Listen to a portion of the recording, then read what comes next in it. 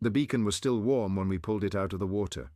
That was the first thing I noticed before the serial number, before the frequency, before any of the rest of it.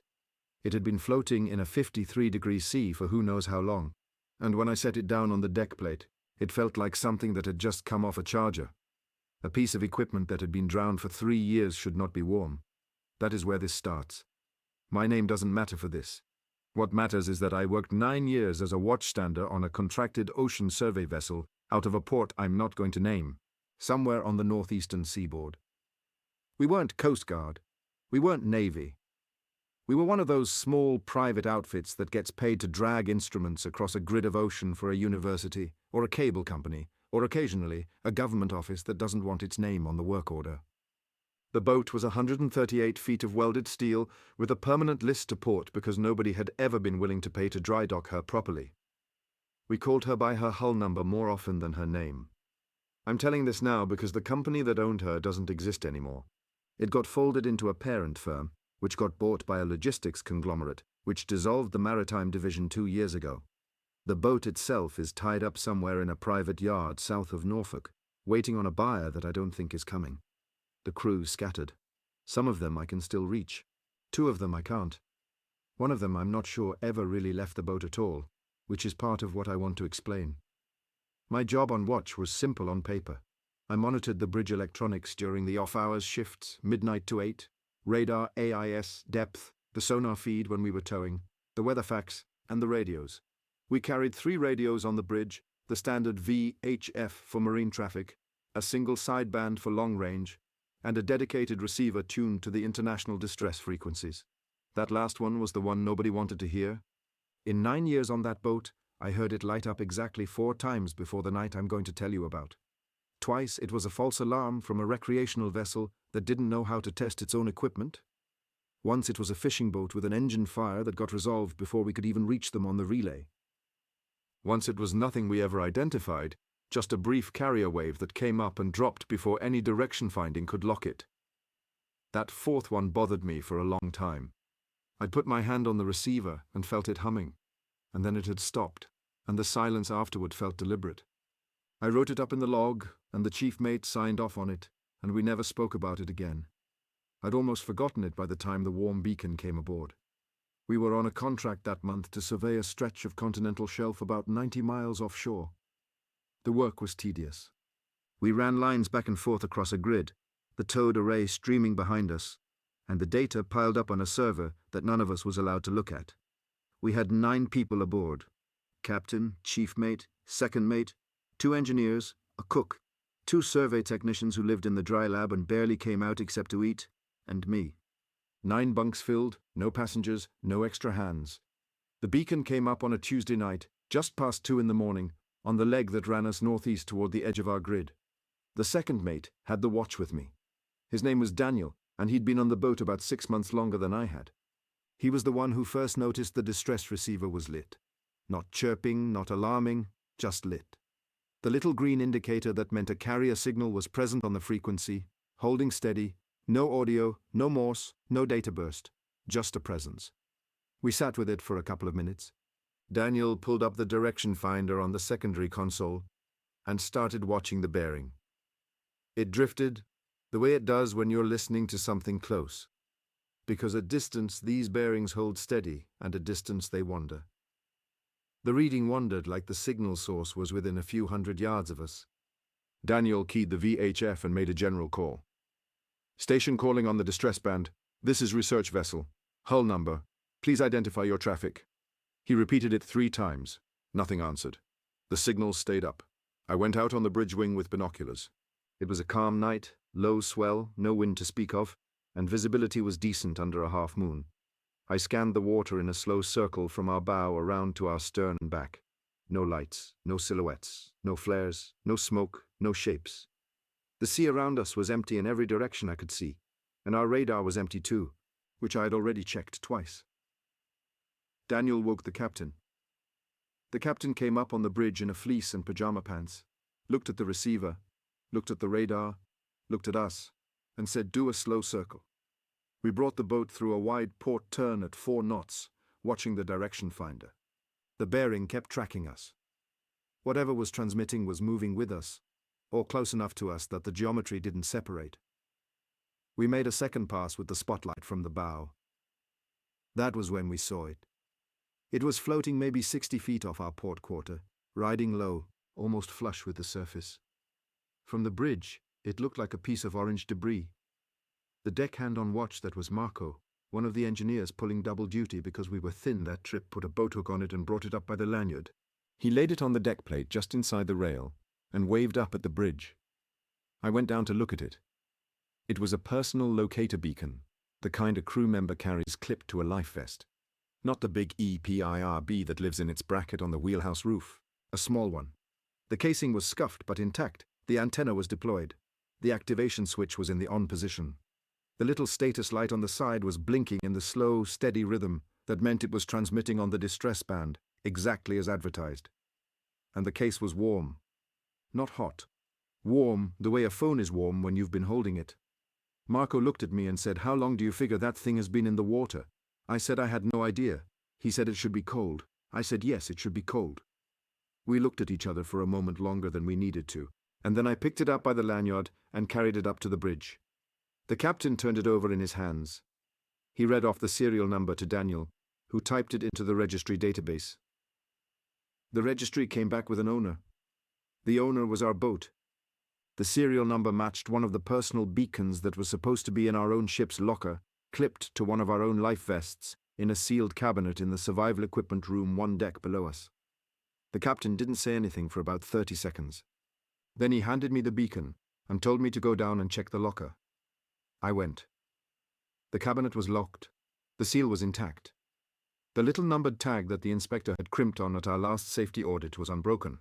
I cut it off with my multi-tool and opened the cabinet. Inside were 6 life vests on hooks, and on each vest, clipped at the shoulder, was a personal locator beacon in its holster. I counted them. 6 vests, 6 beacons, all present. All in their off positions, none of them warm. I took the beacon I had carried down with me and laid it on the bench next to the cabinet and compared serial numbers. The one in my hand and the one on the third vest from the left were identical. Same maker, same model, same registration, same serial. The one on the vest was off and cold. The one I had brought down was on and warm and still transmitting. I went back up to the bridge with both of them. The captain looked at the 2 beacons side by side for a long time. Then he said, "Get the chief mate." The chief mate came up. He looked at them. He said they could have made a duplicate at the factory. He said sometimes that happens. A serial gets reused. The captain said sure. And he was using the same voice he used when he was telling someone something he didn't believe, so they could feel okay about hearing it. We secured the beacon we'd pulled from the water in a metal ammo can in the bridge safe, with a piece of foil-lined anti-static bag wrapped around it. The captain figured that would muffle the signal until we could turn it into the proper office at the next port. He noted the time, the position, the recovery in the log. He had Daniel call it into our shore office by satellite phone. The shore office told us to bring it back intact and not to talk about it on open channels. Daniel hung up and looked at me and shrugged. We finished the watch. The distress receiver stayed lit, even with the beacon in the can in the safe wrapped in foil. The signal didn't get weaker. The direction finder kept tracking it to a bearing somewhere inside the boat. I went off watch at 8 in the morning and slept for 4 hours and dreamed, I think, about the receiver humming, although I couldn't tell you anything else about the dream. The thing about being on a small vessel offshore is that there's nowhere to go. You can't take a walk and clear your head. You can't drive somewhere. You eat in the same mess where you work and sleep in a bunk 8 feet from someone else's bunk, and the boat itself becomes the entire world. And anything strange happening on it has nowhere to escape to. It festers. That afternoon I came up to the bridge for the noon to 4 and Daniel briefed me before he went down. He said the signal had stayed up the whole watch. He said the bearing had drifted around the interior of the boat all morning. He said it had spent about an hour in the engine room, and then most of the late morning somewhere near the dry lab. And that for the last 20 minutes it had been holding in what felt like the galley. I looked at the direction finder. The bearing was pointing aft and down. The galley was aft and down. Daniel said the captain wanted us to keep tracking it, but not to mention it to the crew yet. I asked why not.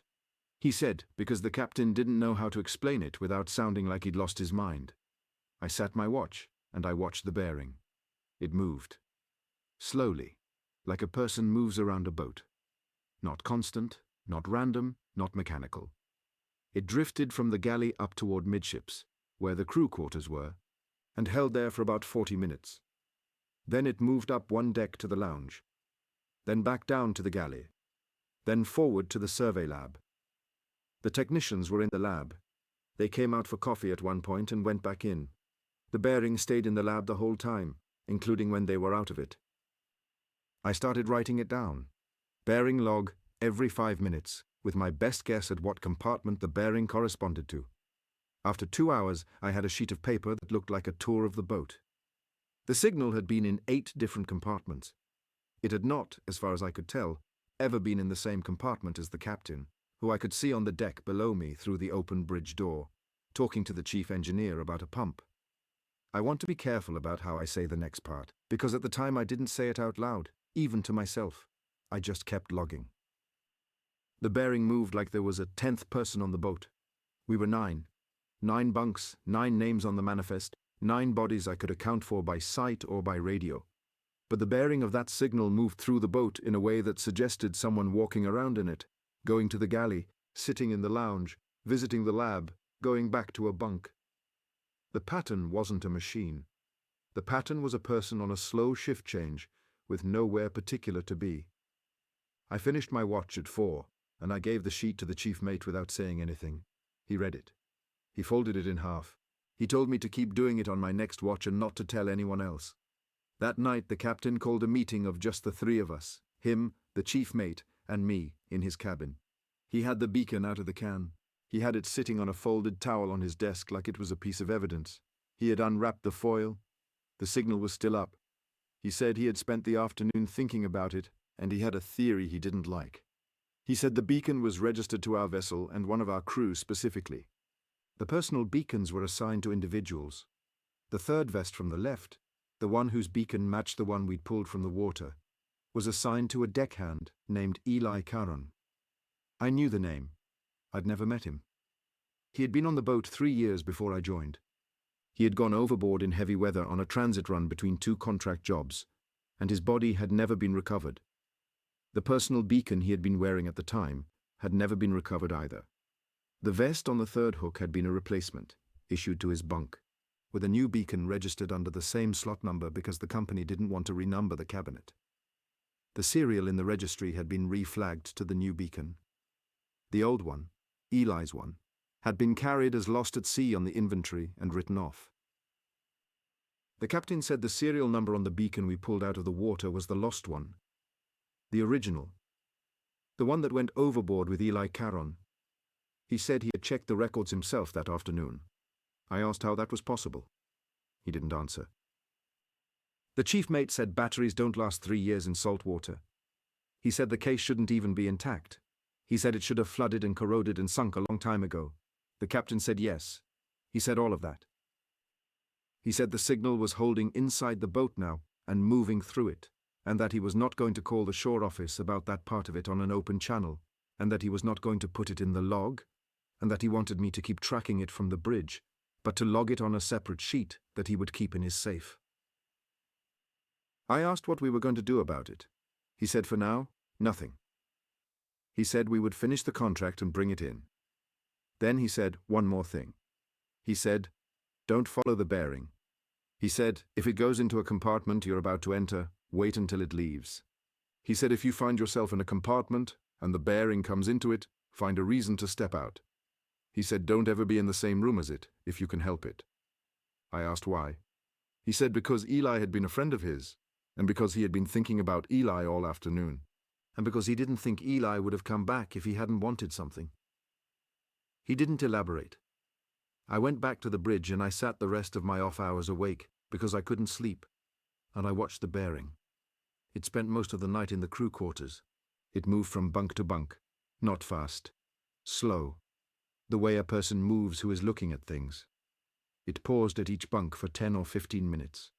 I could imagine very clearly somebody standing in the dark passageway looking at each sleeping crew member in turn. And the image was so specific that I stopped imagining it because I didn't want to. In the morning, Marco came up to the bridge to bring me coffee, and he sat down next to me and asked if I'd been sleeping all right. I said no. He said neither had he. He said he had woken up twice the night before with the feeling that someone had been standing at the foot of his bunk.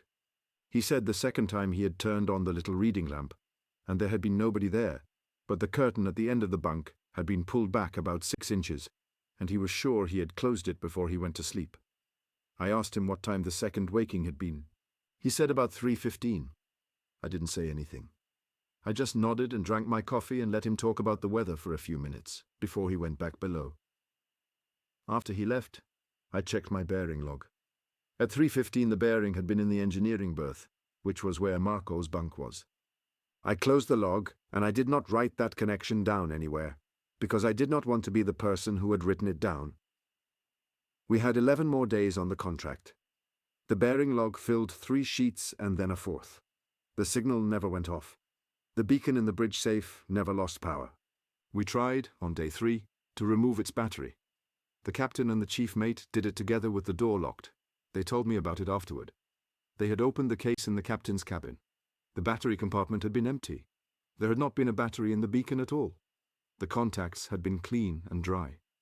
They had screwed the case shut and put it back in the safe and not opened it again. The signal kept transmitting.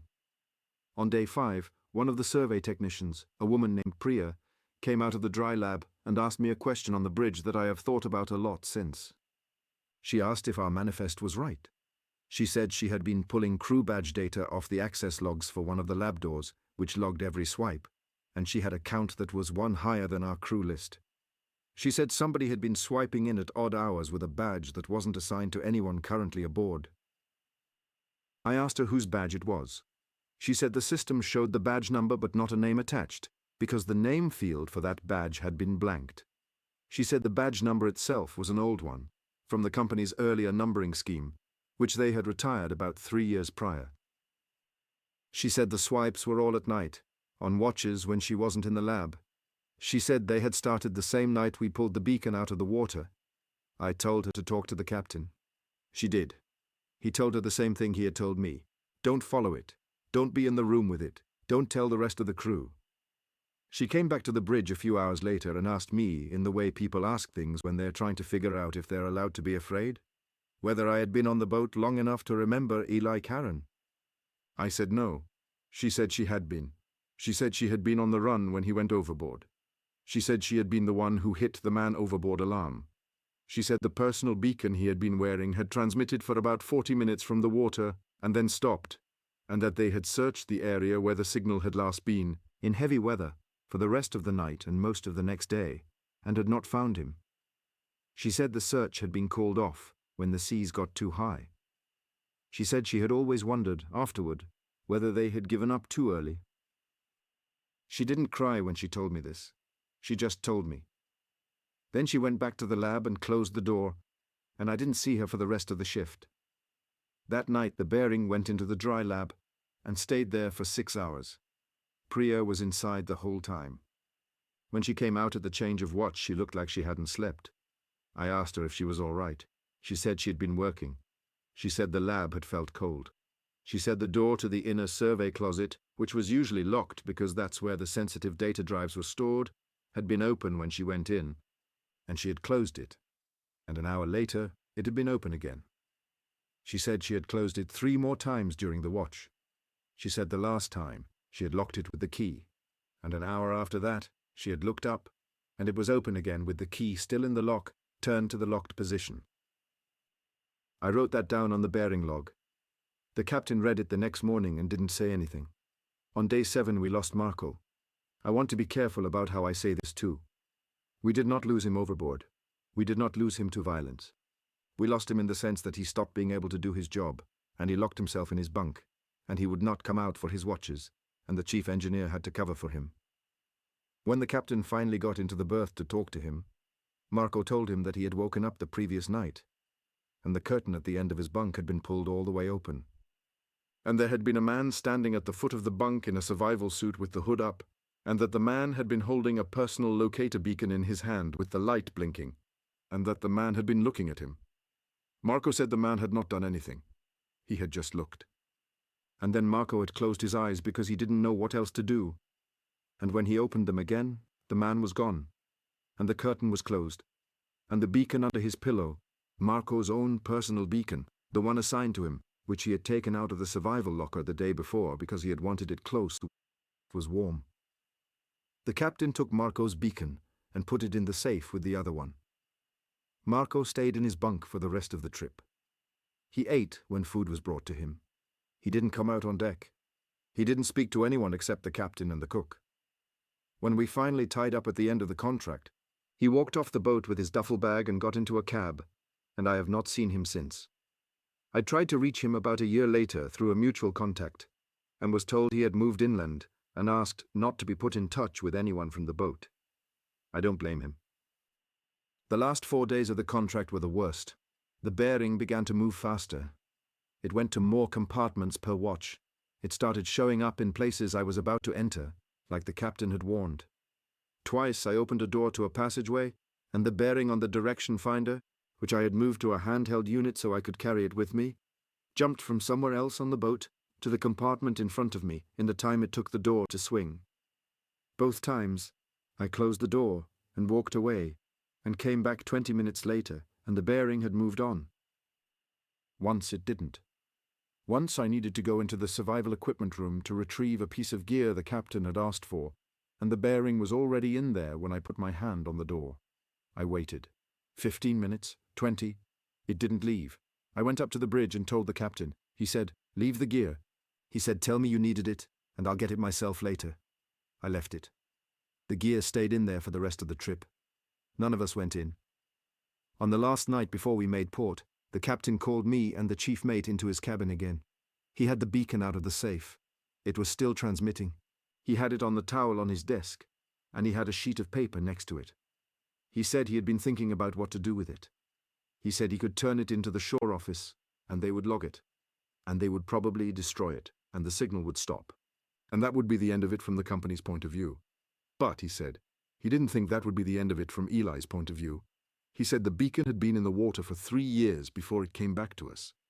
He said he didn't know what had been keeping it powered or what had been carrying it. He said he didn't think destroying the beacon would do what we wanted it to do.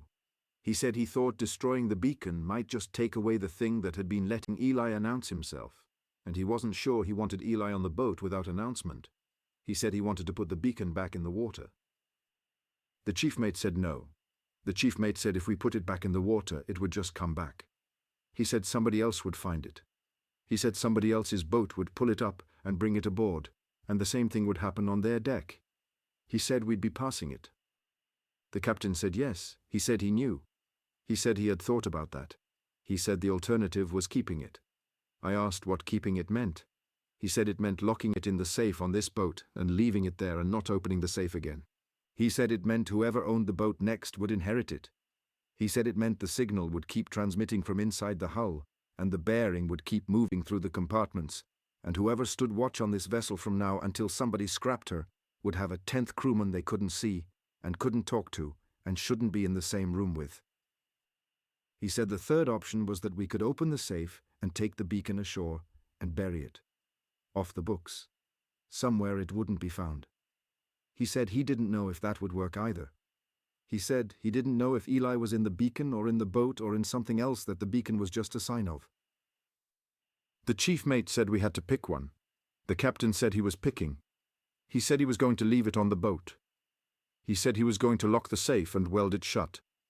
He said he was going to put a note inside the bridge logbook for whoever took the boat next, in plain language, telling them what was in the safe and what would happen if they opened it. He said he was going to retire after this contract, and he was going to tell the company the boat needed to be tied up and left alone. He said he was going to hope nobody bought her, and he was going to hope the company forgot she existed long enough for that to be true. He said he had thought about Eli for 3 days, and he had decided that Eli wasn't trying to hurt anyone. He said Eli was just trying to come back. He said the safest thing for the people Eli had loved, who were ashore and who had grieved him, and who had buried an empty coffin 3 years ago, was for Eli to stay on the boat where he had gone overboard, and for the boat to stay tied up, and for the signal to stay inside the hull. He said it was the only place that made sense to put him. I didn't argue. The chief mate didn't argue either. We helped the captain weld the safe shut the next morning before we made port. We watched him write the note in the logbook in his own handwriting. The logbook stayed on the bridge in the locked cabinet where logbooks always stay. We signed off at the dock and we shook hands and we went home. That was almost 6 years ago. The captain retired. The chief mate moved to a desk job at the parent company and then left when the maritime division dissolved. Daniel got a job on a different vessel and won't talk about that contract. Priya left the company within the year and went back to school. She works at a university now and answered one email from me 2 years ago in which she confirmed only that she remembered the badge swipes and that she had never put them in any paper. She wrote, "Marco, I have already told you about. The cook died of unrelated causes the following winter. The 2 engineers I have lost touch with. The captain I still call every couple of months. We don't talk about the beacon. We talk about his garden. The boat is tied up south of Norfolk in a private yard. I drove down there last spring on a vacation I planned around the visit because I needed to see her again. She is rusting along the waterline, and her paint is peeling and her windows are crusted with salt. The yard manager let me walk the dock. I stood on the pier and I looked up at the bridge, and I tried to see through the salt-frosted glass into the wheelhouse where the safe is welded shut behind the chart table. I had brought a handheld direction finder with me. I had bought it online, used, and I had calibrated it on the drive down. I turned it on at the foot of the pier, and I tuned it to the international distress frequency, and I held it up, and the indicator lit green. The bearing pointed at the boat. I walked the length of the pier with the unit in my hand, and the bearing tracked the hull. I walked past the bow, and the bearing swung to follow. I walked past the stern, and it swung again. The signal was inside her. The signal was still inside her, after 3 years of her sitting at that pier with no power, no crew, no batteries in any of the equipment, no reason at all for any transmitter aboard her to be active. I stood on the pier for about 10 minutes. The yard manager was watching me from his office. I didn't want to stay longer than I could explain. Before I left, I did one thing I have not told the captain about, and I'm not going to. I lifted the handheld receiver to my ear, and I keyed the audio, which I had not done before, because we had never gotten audio off the beacon on the boat. It had always been a carrier signal, blank, just a presence. This time there was audio. It was quiet. It was the sound of someone breathing. Slowly. Regularly. The way you breathe when you are waiting for something. I held the receiver up for maybe 4 seconds, and then I turned it off, and I walked back to my car, and I drove home, and I have not been back. I check the registry sometimes, the one that tracks vessel ownership transfers. The hull number is still listed as held by the dissolved parent's estate. No buyer, no transfer. The boat is still tied up at that pier as of last month. I hope nobody buys her. I think about the note in the logbook sometimes. I think about how clearly the captain wrote it.